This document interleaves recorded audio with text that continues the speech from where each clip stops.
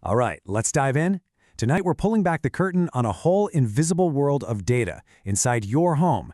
And believe it or not, our investigation starts with a very, very unlikely suspect. I know, it sounds like the start of a bad joke, right? But seriously, this is a real question. We all worry about hackers, about our phones, our laptops, the usual stuff. But what if one of the biggest digital weak spots in your life is sitting right there on your kitchen counter? So just think about it for a second. You get that shiny new smart air fryer, you unbox it, you download the app, and then bam, you get hit with a permission request. It wants access to your microphone, and it wants to track your location. You really have to stop and ask yourself, why on earth does a machine for making crispy chicken wings need to know where I am, or even have the ability to listen in? Okay, so it's a whole network of suspects. See, the thing is, the air fryer isn't acting alone. Not even close. The real story, the big story, starts when you realize it's just one piece of a much larger puzzle. So, let's meet the other players in this little ecosystem you've got going on at home. All right, first suspect, the TV. The big screen right in the middle of your living room. It's using something called automatic content recognition, or ACR, to basically keep a diary of every single thing you watch. And sure, they'll tell you it's to give you better recommendations, but let's be real, it's about building a super detailed profile on you for advertisers. I mean, this thing probably knows your binge-watching habits better than you do. And what about that little robot vacuum zipping around your floors? The reason it's so good at its job is because it's creating a crazy detailed map of your home. It knows how big your rooms are, where you put the couch, literally everything. And where does that map go? Well, it's often uploaded and stored on a cloud server. Think about that. A digital blueprint of your entire private space, just sitting there. Okay, back to the kitchen. Let's talk about the smart fridge. It's keeping tabs, right? It knows what you're eating when you're out of milk. Super helpful.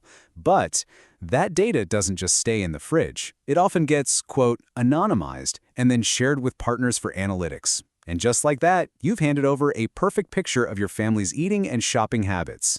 And finally, let's talk about the thermostat. I mean, its entire reason for existing is to learn your routine. It knows exactly when you wake up, when you leave the house, when you come back.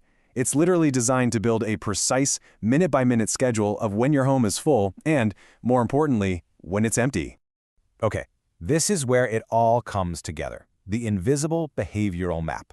Look, the key thing to get here is that any one of these devices on its own might seem fine, kind of harmless.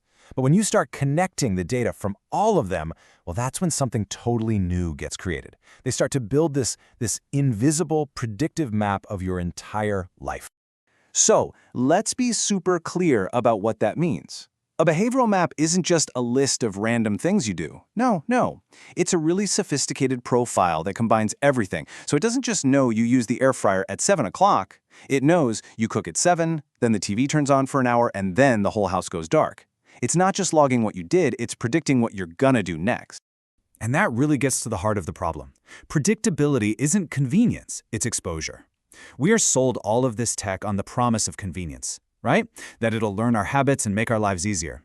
But in the world of big data, that very same predictability is a massive weakness. It's not convenience, it's exposure. So let's talk about the nothing to hide myth. Because right about now, I bet some of you are thinking, okay, so what? I have nothing to hide. And you know what?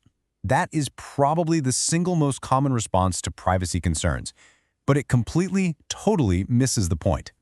Let's break down why that idea is actually pretty dangerous. Yeah, that phrase, I have nothing to hide. The problem with it is that it assumes privacy is all about hiding something bad. It's this idea that if you're a good, honest person, then you shouldn't care who sees your information. But that is a fundamental misunderstanding of what's really at stake here. Just look at the difference here. On the left is what you think you're sharing, a totally innocent little data point like, I cook at 7 p.m. But on the right, that's what the behavioral map knows. It's not a data point, it's a huge pattern. It knows you are predictably home every single weeknight. See the difference? One is just a fact. The other is a powerful prediction about your life. And why should you care? Well, because that predictable map of your life is incredibly valuable. It can be sold to advertisers and data brokers, sure. It can also be accessed by hackers who are looking for patterns they can exploit. And in the absolute worst-case scenario, it could be weaponized by criminals, telling them the perfect time to break into your house because they know you're not there. This isn't about hiding embarrassing secrets. This is about safety. All right, your digital defense. Now, I know this all sounds a bit bleak, but it's really not hopeless.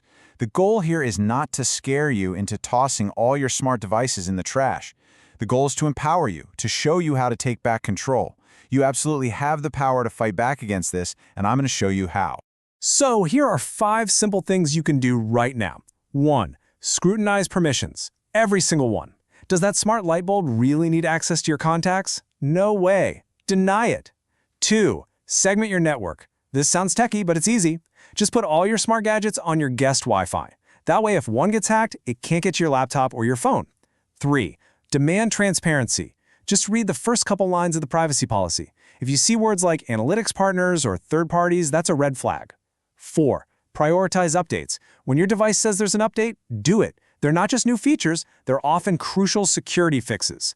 And finally, number 5, and this is maybe the most important one, just pause before you click accept all. Take a breath. Think of it like you're signing a contract, because you kind of are. And look, just to be crystal clear, this isn't me telling you to get rid of your technology. This is just a reminder to question it. I'm not anti-tech, I'm pro-awareness. These smart devices can be genuinely amazing, but we have to be smart too. We have to think critically about what exactly we're trading away for a little bit of convenience. And that really brings us to the final, most important takeaway here. We have to completely change how we think about privacy. It has nothing to do with having nothing to hide. It's not about secrets, it's about control. It's about you getting to draw a line in the sand and decide what part of your life is for you and you alone. It's simple, really. It's about keeping what's yours, yours.